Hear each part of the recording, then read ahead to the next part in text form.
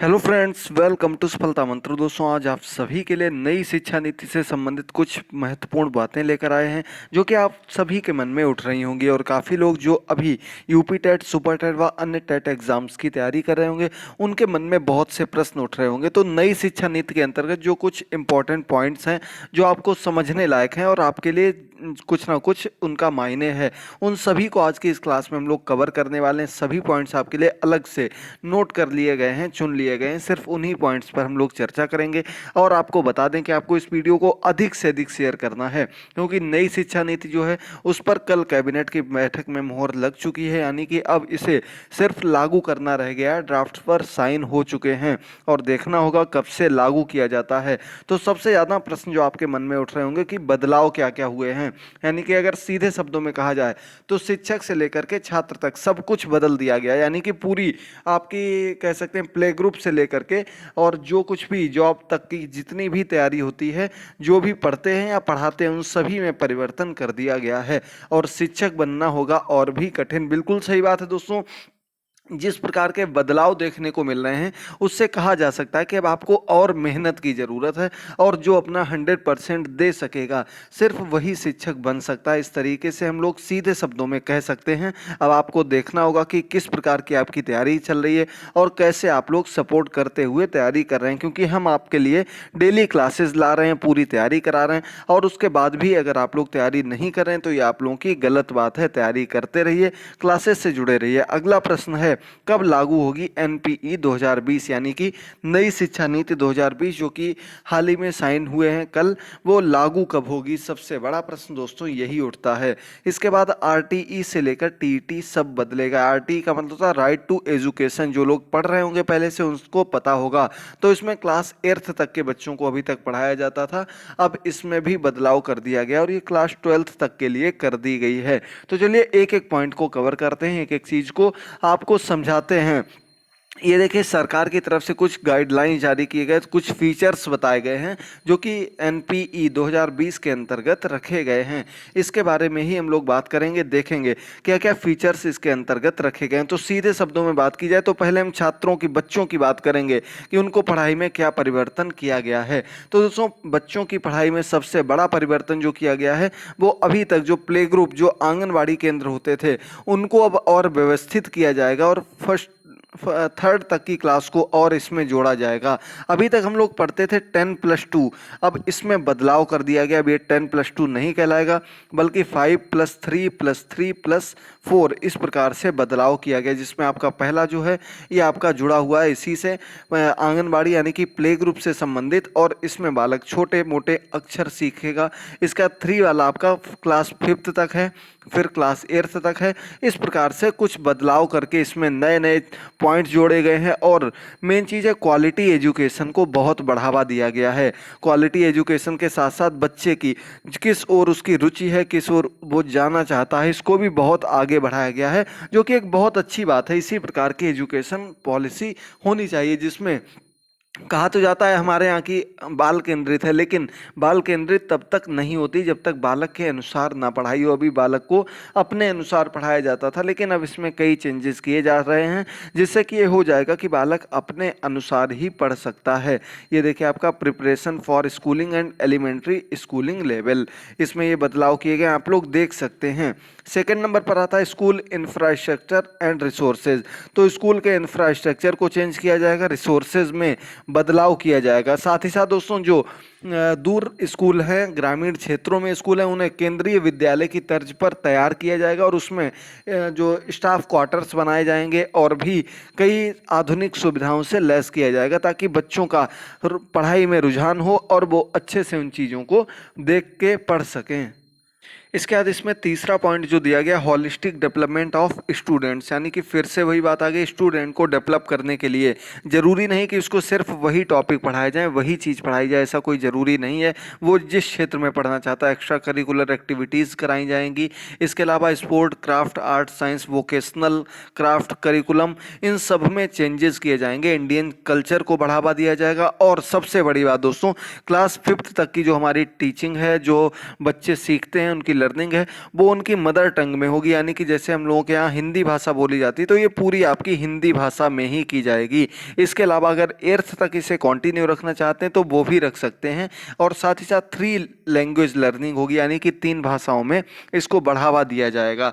Innovative pedagogies to explore such experimental teaching, यानी कि teaching को अच्छे ढंग से व्यवस्थित करने के लिए इनोवेटिव पेडागोजी यानी कि किसी प्रकार की बहुत अच्छी पेडागोजी शिक्षा शास्त्र का प्रयोग किया जाएगा, अलग अलग शिक्षण विधियों का प्रयोग किया जाएगा। ये सब चीज़ें आपके लिए ही हैं दोस्तों, जो लोग आप लोग टीचर बनना चाहते हैं उनके लिए। और सबसे बढ़िया दोस्तों, जो क्लास 6 के बाद कोडिंग पढ़ाई जाएगी। कोडिंग आप लोग जानते होंगे कंप्यूटर से संबंधित है, टेक्नोलॉजी का युग है, और जो अभी आप लोग बीटेक वगैरह में पढ़ते थे, बीसीए में पढ़ते थे, अब वो चीज़ आपको क्लास 6 से ही अच्छे से पढ़ाई जाने लगेगी। कोडिंग को बढ़ावा दिया जा रहा है यहाँ पर ताकि क्वालिटी एजुकेशन को बढ़ाया जा सके। कोडिंग के अलावा कोई अगर अन्य फैशन वगैरह में किसी अन्य कोर्स में जाना चाहता है तो वो उन कोर्सेज में भी जा सकता है। देखिए सेकंड पर आते हैं तो इंक्लूसिविटी, यानी कि सभी के साथ समानता का व्यवहार होगा, सबको पढ़ने का समान मौका मिलेगा। जो आपके कस्तूरबा गांधी विद्यालय थे वो क्लास 12th तक बढ़ा दिए जाएंगे। इसके बाद अन्य शिक्षा पर भी बहुत ही फोकस किया जाएगा। ये देखिए medium of instruction will be in the mother tongue local language till grade 5th, यानी कि ग्रेड 5th तक मदर टंग का प्रयोग किया जाएगा, लोकल लैंग्वेज का प्रयोग किया जाएगा। असेसमेंट, बोर्ड एग्जाम्स को इतना ज़्यादा महत्व नहीं दिया जाएगा, ग्रेडिंग सिस्टम रहेगा। और बोर्ड एग्जाम्स को सिर्फ जो उनके मन में प्रेशर था, प्रेशर को कम करने के लिए किया जाएगा ताकि बच्चों के मन में कोई प्रेशर ना रह जाए इस चीज़ को। Exams in grade 3rd, 5th and 8th in addition to board exam in class grade 10th and 12th, यानी कि 3rd, 5th और 8th को इसमें और जोड़ दिया जाएगा ताकि बच्चे शून्य लेवल से अच्छे पढ़कर ऊपर तक पहुंच सकें। इसी को हमने बताया 5+3+3+4, यही बदलाव करते हुए इसमें बदलाव कर दिया गया, जो कि भी 10+2 के रूप में जाना जाता था। अगला पॉइंट है करिकुलम एंड पेडागोजिकल फ्रेमवर्क। तो ये देख लीजिए आप लोग, फ्रेमवर्क जो हमने बताया 5+3+3+4, इस प्रकार का बदलाव किया जा रहा है। अन्य सिर्फ आपको वही चीज़ें बता रहे हैं जो ज़्यादा इंपॉर्टेंट हैं, और आप लोग भी अच्छे से सुन लीजिए क्योंकि अभी आप लोगों के एग्जाम की डेट्स नहीं आई तो निश्चित तौर पर मानिए नई शिक्षा नीति से भी उसमें क्वेश्चन बनेंगे। तो अगर आप लोग अभी अच्छे से पढ़ते रहेंगे तो अच्छा रहेगा, और ये भी समझते रहेंगे कि किस प्रकार की शिक्षा नीति में बदलाव किए जा रहे हैं। साथ ही साथ दोस्तों आपको बताते चलें कि हमारे टेलीग्राम चैनल का लिंक नीचे दिया गया है, वहां पर आपको सभी नोट्स, क्लासेस के लिंक सब कुछ शेयर करते रहते हैं। वहां पर जाकर आप हमसे जुड़ सकते हैं। अनअकैडमी पर भी आपके लिए क्लासेस लेकर आ रहे हैं, आप लोग वहां पर भी हमसे जुड़ सकते हैं। अगला पॉइंट है देखिएगा टीचिंग रिलेटेड, टीचिंग रिक्रूटमेंट, यही आपके लिए सबसे ज़्यादा इंपॉर्टेंट है, यानी कि क्या बदलाव किए जाएंगे टीचिंग रिक्रूटमेंट के लिए। तो देखिए minimum qualification degree for teaching will be 4 year integrated BEd degree, यानी कि 2030 तक 4 ईयर इंटीग्रेटेड बीएड डिग्री ही मान्य होगी टीचिंग के लिए।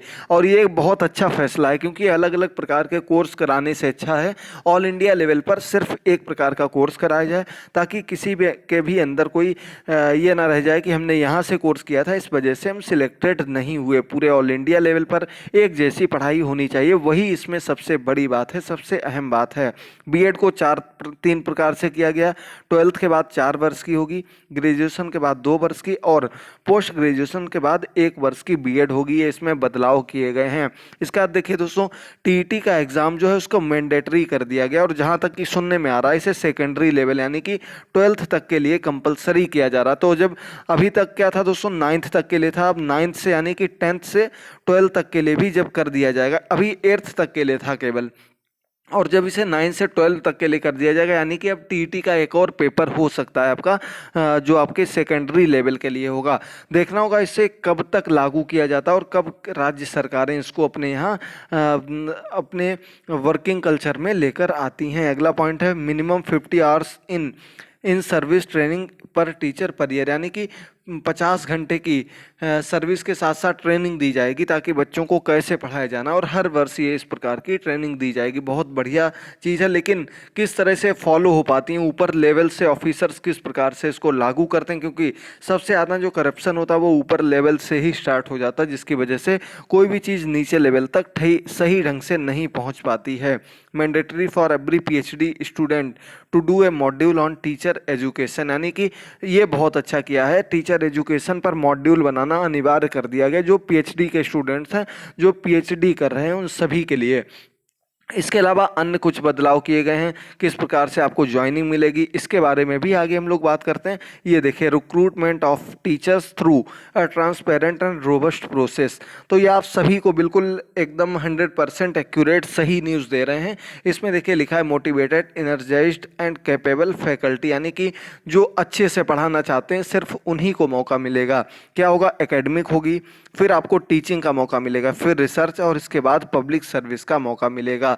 ये आपकी पूरी प्रोसेस होगी टीचर बनने के लिए। लेकिन यहाँ पर कोई साफ साफ नहीं दिया गया कि किस प्रकार की प्रोसेस होगी, क्या होगी, सिर्फ आपको ये चरण बता दिए गए कौन कौन से चरण हैं। अब यहाँ पर देख लीजिएगा, आपको सीधे एक ही लाइन में सब कुछ बता दिया गया है। 34 वर्ष बाद ये बदलाव किए गए हैं, क्योंकि इसके पहले शिक्षा नीति जो आई थी 1986 में आई थी, उसमें 92 में कुछ बदलाव कर दिए गए थे, लेकिन जो शिक्षा नीति आई थी वो 86 में ही राजीव गांधी जी के टाइम पर आई थी। अब इसमें कई बड़े बदलाव कर दिए गए जो कि बहुत अच्छी चीज़ है। देख लीजिएगा, जीडीपी का 6% अब लिया जाएगा एजुकेशन के लिए, और ये बहुत बढ़िया है। ये फॉर्मेट आपको बता दिया इस प्रकार का होगा। और साइंस और आर्ट ये अलग अलग सेपरेट स्ट्रीम नहीं होंगी, बल्कि जो साइंस के साथ अदर कोई सब्जेक्ट पढ़ना चाहता है, यानी कि सब मिलजुल कर जो भी आप सब्जेक्ट चूज करेंगे वही आपको पढ़ने पड़ेंगे। Every child will come out of school adept in at least one skill, यानी कि विद्यालय से जब बच्चा बाहर आएगा तो कम से कम एक स्किल उसके अंदर जरूर होगी, एक स्किल जरूर लेकर आएगा। एमएचआरडी मिनिस्ट्री का नाम बदलकर शिक्षा मंत्रालय कर दिया गया है। और इसके अलावा एजुकेशन टेक्नोलॉजी पर फोकस किया गया, एआई बेस्ड असेसमेंट कराए जाएंगे, कोडिंग क्लास 6 से कर दी जाएगी, ई कोर्स लॉन्च किए जाएंगे रीजनल लैंग्वेज में। ये सभी चीज़ें बहुत बढ़िया की हैं। उम्मीद करते हैं आपको पूरी जानकारी समझ में आ गई होगी, क्लियर हो गई होगी। थैंक यू दोस्तों। अगर आपके मन में कोई डाउट हो तो आप लोग नीचे कमेंट बॉक्स में कमेंट करके पूछ सकते हैं। आपके लिए डेली तैयारी के लिए super TET, UP TET, C TET सबकी तैयारी के लिए चैप्टर वाइज क्लासेस लेकर आ रहे हैं। उम्मीद करते हैं आप लोग क्लासेस को जरूर देख रहे होंगे। चैनल को सब्सक्राइब कर लीजिएगा, बेल आइकन को प्रेस कर दीजिएगा, और साथ ही साथ आपके यूपीएसआई की वैकेंसी भी आ रही हैं, उसकी तैयारी भी आपकी जल्द ही स्टार्ट कर रहे हैं। तो आप लोग जल्दी से सभी लोग जुड़ जाइए, पूरी अपनी तैयारी करते रहिए। कहीं भी अगर आपके मन में डाउट हो तो तुरंत आप लोग पूछ सकते हैं। थैंक यू दोस्तों, गुड बाय, टेक केयर।